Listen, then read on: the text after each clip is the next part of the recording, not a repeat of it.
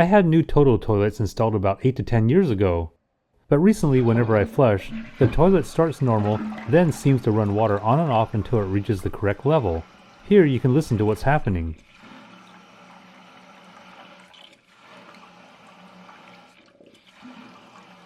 And it also sounds like it's hissing or seeping water when it sits idle.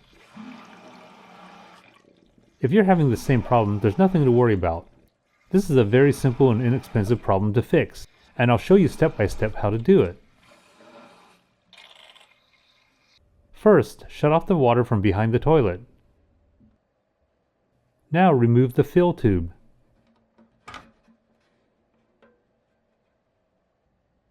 Okay, this cover needs to come off, and there's a little tab on the side for your thumb to help release it. Next, let's remove the float. Just squeeze the sides here and lift it out. Now, to detach the valve cap, just give it a quarter turn counterclockwise. And here's where the problem is. If you look at the gasket inside, it's really worn out, so it's not able to create a proper seal anymore. To fix the problem, I got this new cap assembly. It's part number THU123, and I'll list this in the description so it's easy for you to find. For comparison, here's the new part, and this is the old one. There are literally holes in the gasket which is allowing water to leak through. Okay, to complete the repair, just reverse the steps I showed earlier. Start by attaching the cap assembly. Then connect the float.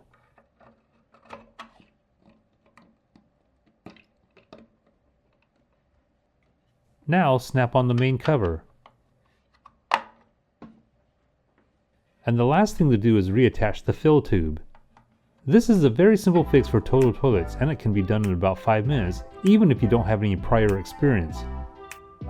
With the new cap assembly in place, the toilet is now running like normal again.